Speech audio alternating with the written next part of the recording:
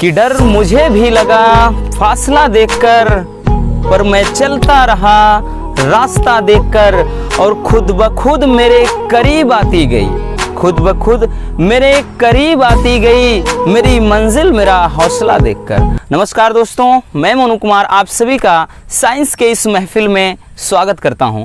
दोस्तों, आज एक हम बहुत ही इम्पोर्टेंट डेरिवेशन को देखने वाले हैं जो बोर्ड एग्जाम की दृष्टि से काफ़ी इंपॉर्टेंट है। अगर हम बात करें दोस्तों, ये 5 नंबर में पूछा जाता है। तो आज हम यहाँ पर डिस्कस करने वाले हैं वैद्युत द्विध्रुव के कारण अच्छी स्थिति में वैद्युत क्षेत्र की तीव्रता। इसमें एक अच्छी स्थिति पूछा जाता है, दूसरा निरक्षीय स्थिति में। दोनों इंपॉर्टेंट है, लेकिन पहले इसको हम कवर कर लेते हैं, है ना। तो बहुत ही सरल शब्दों के माध्यम से आज ये डेरिवेशन कराने वाले हैं, तो वीडियो में मज़ा आने वाली है। चलिए यहाँ से हम मान लेते हैं दोस्तों, मान लेते हैं आपको कुछ भी नहीं पता डेरिवेशन, तब भी आप इसको कर सकते हैं, ठीक। चलिए यहाँ पर हमने यहाँ माना कि एक बिंदु माइनस का क्यों है, एक बिंदु आवेश है और इससे यहाँ से ध्यान दीजिए किसी दूरी पर प्लस क्यों, और इनके बीच की दूरी क्या हो जाएगी, तो वो हो जाएगी 2l।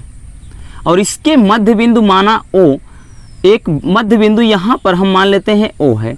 तो मेरे भाई यहाँ से यहाँ दूरी l हो गई और बाकी जो बची हुई इधर की दूरी भी क्या हो जाएगी, l हो जाएगी। 2l कहाँ से आया, क्योंकि हमें पता है कि दो बिंदु आवेशों में से कोई एक आवेश और उनके बीच की दूरी यानी 2l के गुणनफल को क्या कहते हैं, वैद्युत द्विध्रुव आघूर्ण कहते हैं। 2l क्या होती है, दो बिंदु आवेशों के बीच की दूरी ही 2l होती है ना।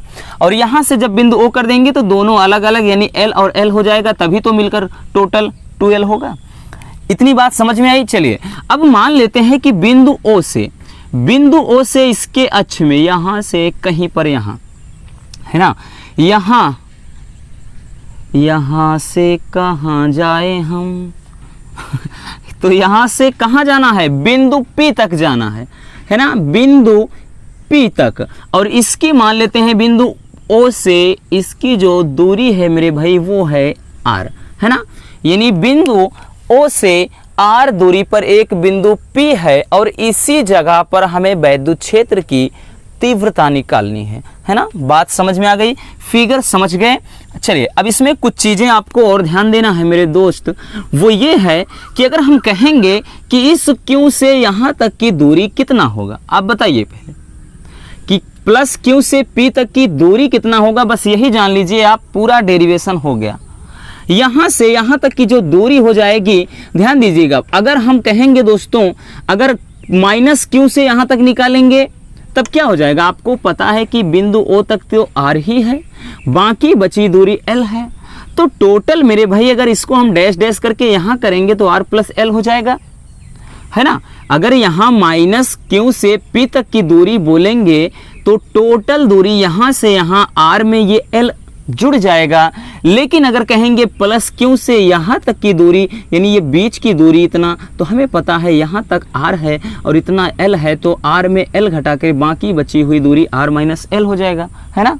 जैसे हम समझ लेते हैं O से P की दूरी 10 सेंटीमीटर है और O से यहाँ प्लस Q तक का 3 सेंटीमीटर है, तो बाकी बची दूरी मेरे भाई कितना होगा, 10 में से 3 घटा देंगे यानी 7 हो जाएगा। तो यही चीज़ थोड़ा आपको लिखना है, इसमें लिखना ये है, क्या लिखेंगे कि ध्यान दीजिएगा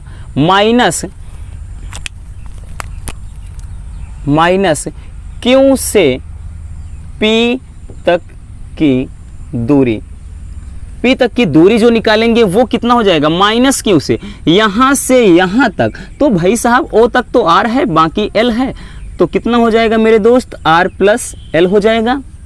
अब निकालेंगे कितना, प्लस Q से P तक की दूरी, तो ये कितना हो जाएगा, दोस्तों, वही चीज़ हमने बताया ना, टोटल R है यहाँ से यहाँ तक, ये L है तो घटाएंगे, बाकी जो बचा हुआ वो R माइनस L दूरी हो जाएगा, है ना। ये चीज़ें क्लियर हो गई। चलिए अब क्या निकालेंगे, प्लस Q के कारण यहाँ पर तीव्रता और माइनस Q के कारण यहाँ पर तीव्रता निकालेंगे, है ना। तो लिखेंगे कि प्लस Q के कारण P पर तीव्रता, यानी बिंदु जो यहाँ से बिंदु P पर तीव्रता निकालना है, पहले प्लस Q के कारण निकालेंगे। तो क्या हो जाएगा दोस्तों, E1 बराबर 1/4 पाई एप्सिलॉन नॉट, क्योंकि तीव्रता सूत्र क्या होता है, E बराबर 1/4 पाई एप्सिलॉन नॉट और Q/r² होता है। लेकिन क्या है, Q1 प्लस Q के कारण यहाँ तक की दूरी कितनी है, तो प्लस Q के कारण दूरी है कितना, r-l। तो ये क्या हो जाएगा, r-l का स्क्वायर, क्योंकि सूत्र होता है E बराबर 1/4 pi epsilon 4 pi epsilon not Q/r²। तो r के जगह पर क्या लिखेंगे, प्लस Q से जो दूरी है r-l का स्क्वायर। इक्वेशन नंबर 1 हो गया, है ना। अब लिखेंगे मेरे भाई यहाँ से माइनस Q के कारण P पर तीव्रता, ध्यान पूर्वक समझिएगा, तीव्रता निकालेंगे तो हो जाएगा दोस्तों E2 बराबर 1/4 पाई एप्सिलॉन नॉट, उसके बाद Q/r²। r क्या लिखेंगे, अब की बार हम r क्या लिखेंगे, तो माइनस Q के कारण जो दूरी है वो कितना है, r+l है, इसका स्क्वायर कर देंगे। बात समझ में आई इतनी। चलिए अब क्या निकालेंगे दोस्तों, बिंदु P पर परिणामी तीव्रता, है ना। क्या निकालेंगे, परिणामी तीव्रता निकालेंगे यहाँ से, ठीक। तो परिणामी तीव्रता यानी E बराबर E1 माइनस E2, है ना। तो E बराबर वैल्यू पुट कर देंगे, तो E1 का मान क्या है, ये है 1/4 पाई एप्सिलॉन नॉट, उसके बाद Q/r-l का स्क्वायर, फिर माइनस, और E2 का मान रख देंगे 1/4 पाई एप्सिलॉन नॉट, उसके बाद क्या हो जाएगा, r+l का स्क्वायर, यानी r का स्क्वायर, यानी r की जगह क्या है, r+l है। बात इतनी समझ में आ गई। चलिए अब इधर देख लेते हैं क्या करना है। दोनों में हम देखेंगे उभयनिष्ठ, यानी क्या कॉमन है, दोनों में कॉमन क्या है, तो यहाँ से लिखेंगे E बराबर दोनों में क्या, Q/4 pi epsilon not, Q/4 pi epsilon not, तो Q/4 पाई एप्सिलॉन नॉट। इन भाई साहब को हमने बाहर निकाल लिया और यहाँ पे अंदर जो जनाब बचे हैं उनको रख लेते हैं। बचे क्या, यहाँ 1/ बच गया दोस्तों r-l का स्क्वायर हो गया, और उसके बाद माइनस का है तो 1/r+l का स्क्वायर। ये जनाब यहाँ पर बच गए हैं। अब इनका करना क्या है, इनका पोस्टमार्टम करते हैं, है ना। इनका पोस्टमार्टम हम कर देते हैं, यानी इनको और तोड़ देते हैं। तो Q/4 पाई एप्सिलॉन नॉट ये हो गया। अब यहाँ से मेरे भाई इसका तिर्यक गुणा करेंगे, यानी r+l का स्क्वायर हो गया, और ये माइनस का है r-l का स्क्वायर हो गया। और नीचे क्या है, नीचे देखिए सर्वसमीका आपको दिखाई पड़ रहा है ना। ये वर्गांतर, यानी वर्गांतर आपको है कि नहीं, एक कोष्टक में a-b, एक कोष्टक में a+b, यानी a² - b² का क्या है, फार्मूला है। तो यानी एक कोष्टक में a+b, एक कोष्टक में a-b, तो a² - b²। लेकिन भाई साहब इसका भी स्क्वायर है, इसलिए पूरे का हम स्क्वायर कर देंगे।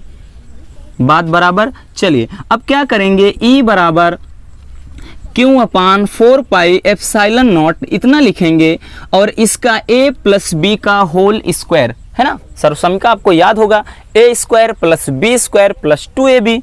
तो इसका फार्मूला तोड़ देंगे दोस्तों, a² यानी r का स्क्वायर प्लस b² यानी l का स्क्वायर प्लस 2ab यानी 2rl, यहाँ पे r और l के फॉर्म में है।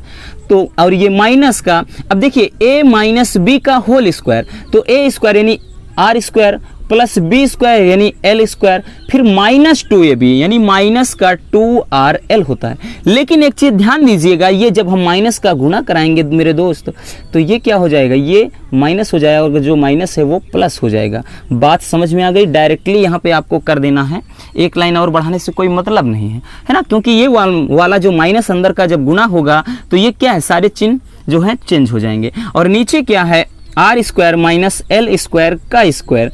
ठीक, कुछ चीज़ें कट रही हैं। चलिए अगर जो चीज़ें कटे उसको काट देते हैं, r² से r², l² से l²।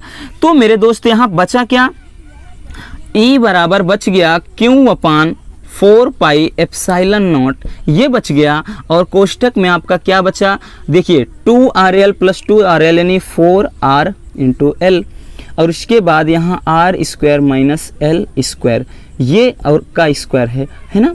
ये चीज़ें बच गई। अब देखिए ज़रा इसको ये बताइए 4RL है, तो ज़रा ये बताइएगा मेरे प्यारे रसगुल्लों, क्या हम 4RL को 2 × 2 यहाँ से RL ऐसे लिख सकते हैं? कोई दिक्कत है? नहीं दिक्कत है, ठीक है ना। अब यहाँ से आपको और चीज़ क्या करना है, थोड़ा सा इसको सजा देते हैं।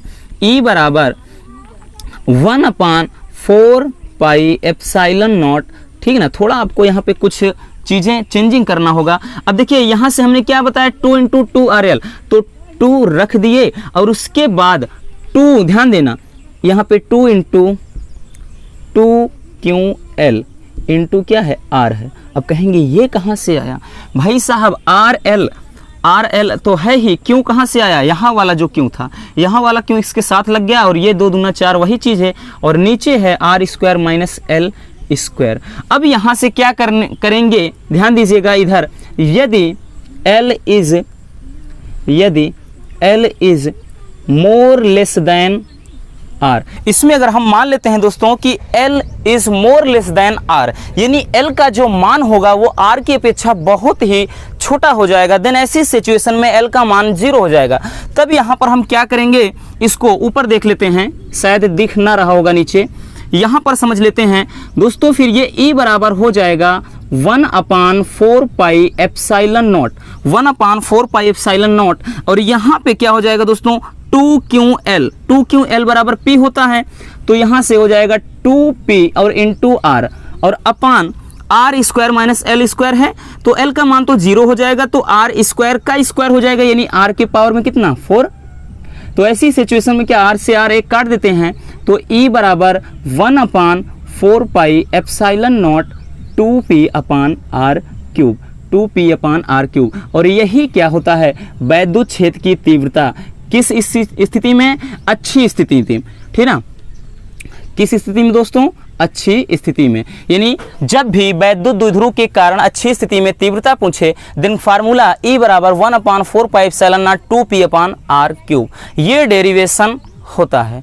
आई होप कि ये कॉन्सेप्ट बहुत ही अच्छे से समझ में आ गया होगा। सो अगर वीडियो पसंद आई है तो प्यार से एक लाइक कर देना, और चैनल पर नए हैं तो चैनल को सब्सक्राइब जरूर कर लीजिए, क्योंकि यहाँ पे 12th की जो अब रेगुलर बैच है वो आप स्टार्ट हो गई है, और इसके अंतर्गत जितने भी इंपॉर्टेंट डेरिवेशन हैं, न्यूमेरिकल्स हैं, ऑब्जेक्टिव क्वेश्चन है, 1 लाइनर क्वेश्चन है, सारे टॉपिक को हम बहुत ही ईजिली कवर करेंगे। तो मिलते हैं किसी और मज़ेदार वीडियो के साथ। Love you, bye bye, take care.